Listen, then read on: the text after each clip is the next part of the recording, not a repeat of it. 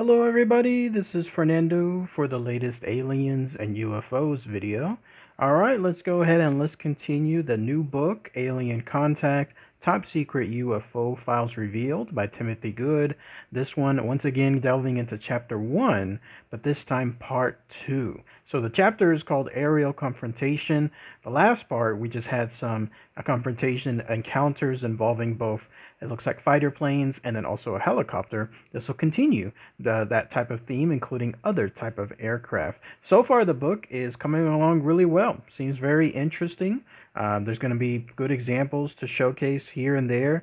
So I'm definitely pleased to be able to continue this book. And then it looks like there's about 300 total pages. So great stuff. This is probably going to go well into the year and so on. So without further ado, let's go ahead and let's start part 2. And then the theme or the next subtitle is called Ultimate Confrontation. So here's what it says. Although cases involving the disappearance of aircraft during confrontations with UFOs, such as that as the young Australian pilot Frederick Valentich in 1978, are rare, there have now been a sufficient number to warrant serious concern. And in two incidents that occurred in Puerto Rico in 1988, both thoroughly investigated by Jose Martin, witnesses came forward who claim to have actually observed these dramatic events as they happened. On the evening of November 16, 1988, Yesenia Velasquez observed a huge ball of yellow light in the municipality of San German. She summoned her family, and they all then witnessed an extraordinary sight. She said, "Suddenly, two jet fighters appeared from the south, chasing the object," recalled Yesenia's father, Santiago. "The UFO stopped in midair, and the jets began flying over it, under it, and all around it. Then suddenly they seemed to enter the object from underneath it and disappeared. We couldn't see them anymore, and the sound of their engines couldn't be heard anymore. Then two smaller balls of light came out of the UFO and shot away at great speed. After that, the main object also disappeared at high speed." Then, on December 28, 1988, many witnesses in the Cabo Rojo area observed a huge triangular object similar to that reported by over 2,600 Belgian witnesses in 1989, 1990. It was reported by Wilson Sosa, and here's what they said. "It was enormous, blinking with many colored lights. I ran and got my binoculars. I could then see clearly that it was triangular shaped and slightly curved at its rear end. It made a turn back and then, when it came over lower, appearing much larger. It was then that we noticed two jet fighters, F-14 Tomcats, right behind it. One tried to intercept it and then passed right in front of it, at which point the UFO veered to the left and made a turn back, reducing its speed. The jets tried to intercept it 3 times, and that's when the UFO slowed down and then almost stopped in midair. The second jet remained at the right side of the UFO, and the other one positioned itself on the left rear side. Then I'm not sure exactly what happened, if the jet entered the UFO by the rear, by its upper side, or what. But that's when we all yelled because we were afraid there was going to be a collision and maybe an explosion. The jet in the back just disappeared on top or inside of the UFO because I was observing everything through my binoculars, and it didn't come out from the rear, at least the upper side or other sides. The second jet remained very close to the right side of the UFO. It looked very small alongside that huge thing, and as the UFO flew a little to the west, the jet disappeared, as well as its engine sound. So after trapping the jets, the UFO lowered its position and then came close to the ground over the Salmon Lake. It stood there in midair for a moment, Sosa continued, then straightened its corners and gave off a big flash of light from the central ball of yellow light. It then divided itself in the middle into 2 separate and distinct triangular sections. That's when they both shot away at great speed. You could see red sparks falling from it when it divided itself. Both the Federal Aviation Administration and the United States Navy have denied that any American aircraft were lost or destroyed in this incident. Rear Admiral David Rogers, Deputy Assistant Chief of Naval Operations Air Warfare, wrote, "There were no aviation mishaps or mysterious incidents involving U.S. Navy aircraft during that time frame." He wrote this in response to an inquiry by a member of the House of Representatives. He said, "A top priority during aircraft accident investigations is obtaining all available eyewitness statements as quickly as possible after an event to help establish the cause factors of the mishap. Since the event did not involve U.S. Navy aircraft, no attempt to contact the parties of this story is anticipated. I regret that the Navy cannot shed any greater light on the mystery observed by the people in Puerto Rico. However, Jose Martin subsequently obtained confirmation from a United States Navy source who said that there were radar tapes showing what happened, which were immediately classified and then sent to Washington, D.C. He said, "We were able to see what happened on the radar systems of the ships that were stationed nearby," the Navy source revealed. "We saw when the smaller targets on the radar, which represented the jets, merged with a bigger one. After that, the big target seemed to split and then shot off at great speed. A lid had been placed on the whole incident. Many things like this have been happening, but we are not allowed to comment on anything." During my first visit to Puerto Rico in August 1990, I visited the areas where these incidents had taken place.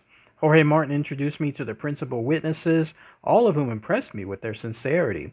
It is also worth noting that the State Agency of Civil Defense takes these matters seriously. In a 1991 directive, Director Jose Nola stated that we judged it fitting and necessary that the Civil Defense of Puerto Rico should investigate and study the cases of sightings of unidentified objects with the purpose of guaranteeing that the same do not represent a threat to the safety of the Puerto Rican people. The study will be the responsibility of a special committee comprising the State Director, Assistant State Director, Head of Geographical Intelligence, Head of Government Operations, the representative of the Observatory of Arecibo, the representative of the Department of Natural Resources, and the representative of the National Guard of Puerto Rico. Other government representatives will take part in the study should the need arise.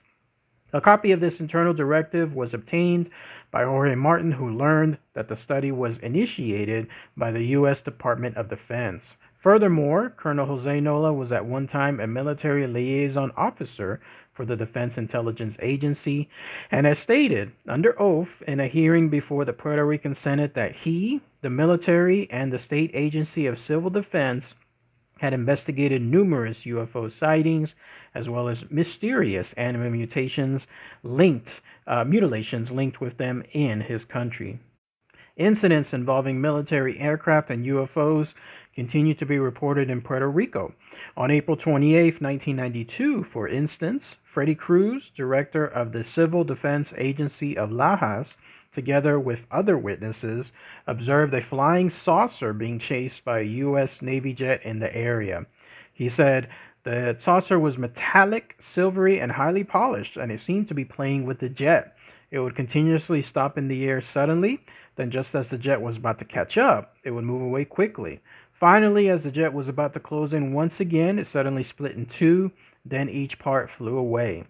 Cruz had witnessed other sightings in the southwest Puerto Rico area, particularly in the Laguna Cartagena area. We have seen brightly colored ovoid and round objects as they overfly the area, making right-angle turns, and sometimes they enter the lagoon and disappear underwater. The UFOs are there, they really are, so that's why I can't remain silent while others ridicule those who have seen these things. Now, do these events signify hostility, or could something even more sensational be involved? While I was in Puerto Rico, I heard rumors to the effect that the United States government could be engaged in some type of liaison with the aliens. An outlandish suggestion, of course, but there is no doubt that some very odd happenings are reported to have occurred in this area, as we shall learn in Chapter 10. Next segment is called Official Russian Recognition. In an official statement made in April 1990, General Igor Maltsev, former chief of the General Staff of the USSR's Air Defense Forces, admitted that over 100 observations of UFOs had been reported to him on March 21st that year. He stated, "According to the evidence of eyewitnesses, the UFO was a disc with a diameter from 100 to 200 meters. Two pulsating lights were positioned on its sides. When the object flew in a horizontal plane, the line of the sights was parallel to the horizon. During vertical movement, it rotated and it was perpendicular to the ground. Moreover, the object rotated around its axis and then performed an S-turn flight, both in horizontal and vertical planes. Next, the UFO hovered above the ground and then flew with a speed exceeding that of the modern-day fighter by 2 or 3 times. All of the observers noted that the flight speed was directly related to the flashing of the side lights. The more often they flashed, the higher the speed. Now, the object was observed as a blip from a radar target on the screens of aircraft gun sites, as well as on several ground-based radar units, Maldiv added.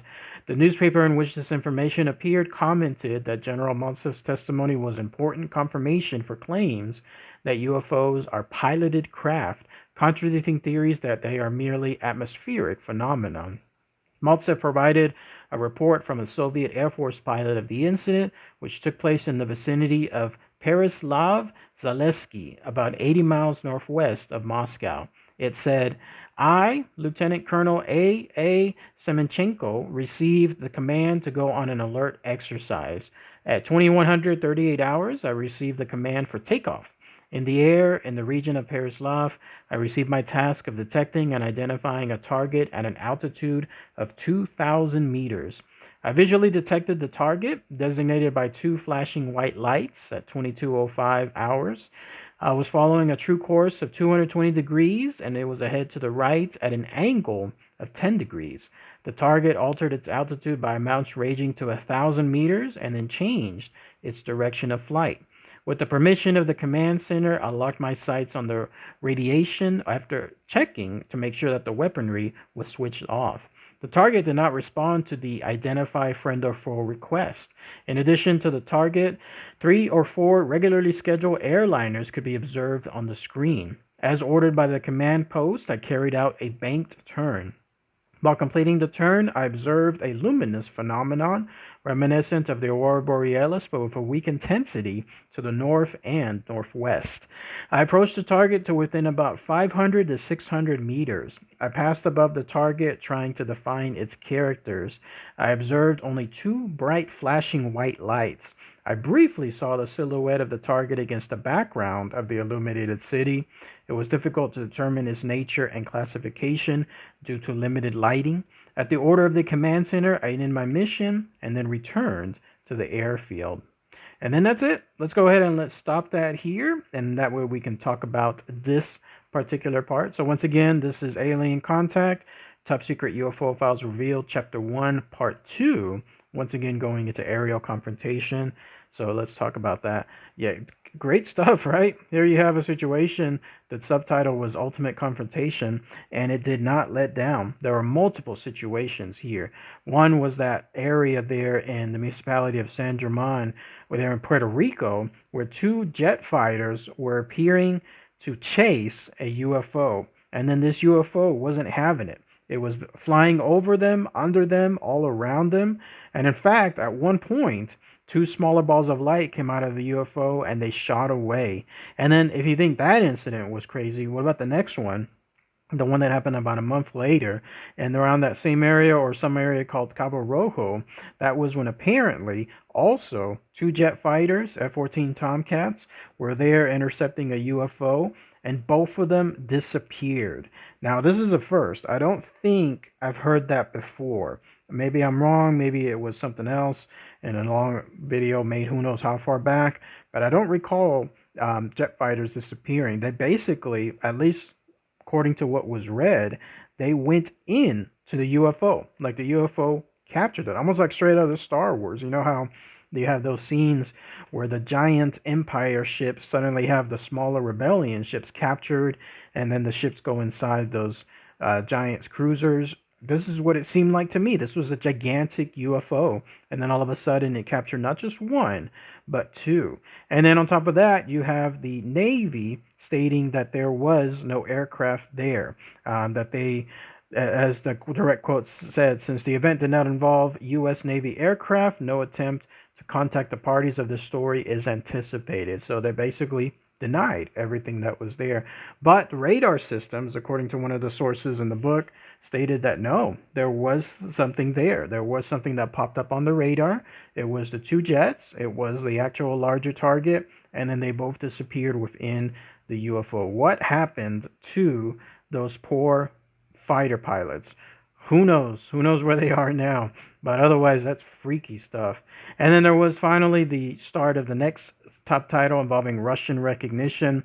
Here you have a situation, a Colonel A.A. Semenchenko, who was stating that he in turn was ordered to track a UFO, and they tried as best as they could, but just like the other examples, this UFO was definitely outmaneuvering it. Like there was no chance to be able to capture it, and it was doing so at a speed that was incredible. In fact, that was neat to read too. The idea that it had side lights, and the faster those side lights blinked, the quicker the speed was. So that's a first too. I don't remember anything like that from before. So great stuff. Let's go ahead again. We'll pause it here, and then I'll do part 3 afterward. All right, everybody. Thanks again as always. Take care.